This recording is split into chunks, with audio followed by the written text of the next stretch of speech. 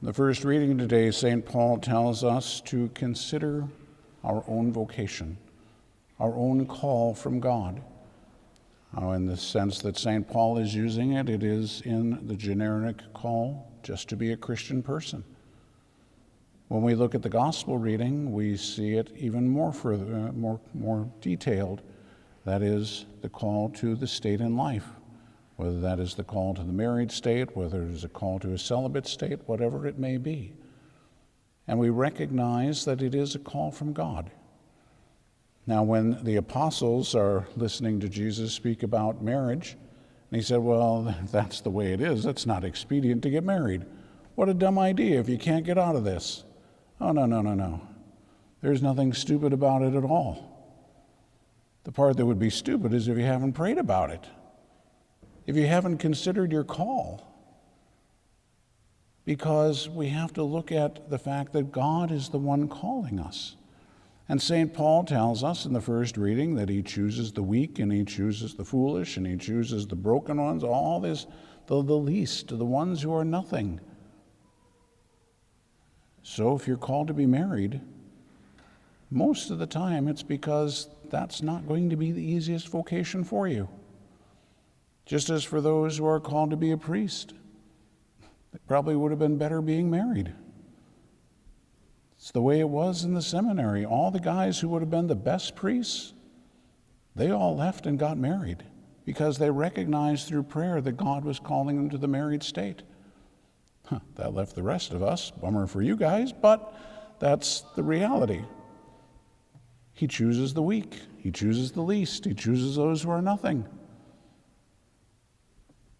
So if we looked at it on the natural level, we would say these are the ones who would have made the best priests. God said, nope, those are the ones I'm going to call to be married. So it is with every vocation. God isn't going to make it easy on you because he's calling you to be a saint, and there is no way to become a saint other than to walk the road that's going to lead to Calvary. In each life, in each vocation, that's going to look a little different. So we have to be able then to look and ask ourselves, then how do we do this? First of all, pray. If you're a young person who hasn't entered your vocation yet, pray and ask God what he wants you to do. Don't tell him what he wants you to do. Ask him. And don't just ask him once, because you're probably not going to get an answer. On average, it takes about 2 years of prayer of discernment to be able to discern what it is that God is asking you to do. Then if he is calling you to be married, which is the most natural of the vocations, so it is certainly the one that most people would be called to, if you discern that this is the one, the marriage, that is, the vocation to which you're being called, then pray about the person. Because you need to marry the right person. Marriage is extraordinarily difficult with the right person. It's about impossible with the wrong one, which is probably why the apostles are asking the question, this can't be expedient. No. Jesus brings them right back to the beginning and says, look, here's what God intended from the beginning. And with the grace that we have in Jesus Christ, we have the ability, by his grace, to be able to live what God has called us to. But if you are called to be married and you found that person, don't stop praying. In fact, you better pray more, because now you have to live with that person, and more than that, that person has to live with you. So they need your prayers, just because looking in the mirror, I don't need to explain anymore. They're stuck with you. You better pray for them.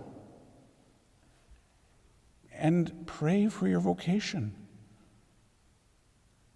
Now, if you're called to a different vocation, whether that be consecrated single life, whether that be consecrated life, or whether that be priesthood, or a consecrated virgin for a woman, you still have to discern what it is that God is asking.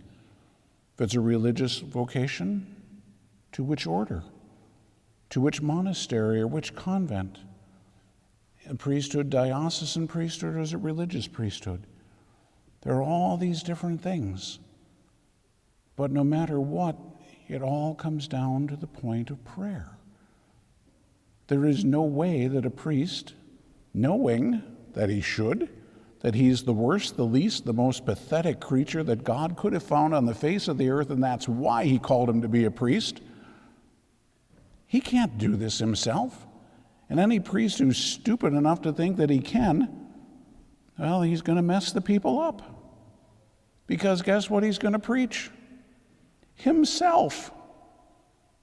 You don't need to hear about him. He can't save you. Only Jesus can. And so he needs to have a prayer life. He needs to have a focus on the Lord so that he can lead the people to the Lord. But you can't just simply sit back and say, well, the priests and the nuns need to pray. It's like, no, the married people need to pray too. And especially today where the attack is on marriage, you need to pray. And I mean seriously pray, because it's coming against you. So we are all in this together. We need to pray for one another. I remember talking with one of the nuns out at the monastery one day and mentioning to her about how without the nuns we'd be sunk. And if it weren't for those Carmelite nuns out there and the contemplative nuns throughout the church, we would be in huge trouble. And most people have no clue, number one, that they're even there, or number two, what they even do. People think they're stupid. Why would you lock yourself up in a monastery? To pray for you. That's why they've locked themselves in a monastery. And without them, the church would probably have been destroyed years and years and years ago. And they are there just praying and suffering and just quietly behind the scenes doing all that work so that what we're doing here can happen. And I mentioned to her how important it was and that we can't survive without the nuns. And she just said, well, but we can't survive without the priests and without the families either. It's like, true enough. Obviously, celibate vocations come from a marriage. Celibacy is not hereditary. So we're not producing our own, obviously. They have to come out of families. And so we have to be there to serve the family. The family is there to serve us. And it's both ways. It's not a one-way street. There are lots of priests who seem to think they have some kind of entitlement that you're there to serve me. What about the fact that you're called to serve the people? That has to come first. It's a two-way street because it's charity. It's not just you have to do this. It's like, no, love is giving and it's receiving. That's what marriage is. That's what priesthood is supposed to be. That's what religious life is. That's what every vocation is. It's going to be in a different way. But in that way, it's all the same. It is loving God and it is loving neighbor. So no matter what your situation in life, no matter what your vocation, it must be rooted in prayer.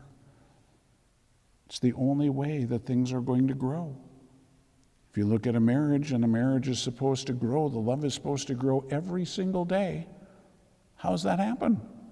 Not by whipping up your emotions and feeling more in love with somebody. No, by actually being more in love with somebody. To love that person more, you need to love God more. And to love God more, you have to pray so that you're united with him, so that that love that God gives to you overflows into that other person and to those around. So it all hinges on prayer. To discern your vocation, to enter your vocation, to live your vocation. Doesn't matter what it is. It all requires prayer. Because God has chosen for you that which is going to be the best way for you to become a saint, which means he's chosen for you more than likely that which is going to be the most difficult for you, because that's the best way to become a saint. And so look at yourself if you're married and you say, yep, I probably would have been better off being a nun or a monk. Well, guess what? That's why God called you to be married. And those of us who probably would have been better married, in his sense of humor, he made us priests. And so we're all in it together. All the lowly, all the pathetic, all the ones who the world wouldn't have chosen. Here we are in this all together and helping one another as we grow, as we pray, as we develop that charity, growing to become saints ourselves, helping one another to grow in holiness and become great saints.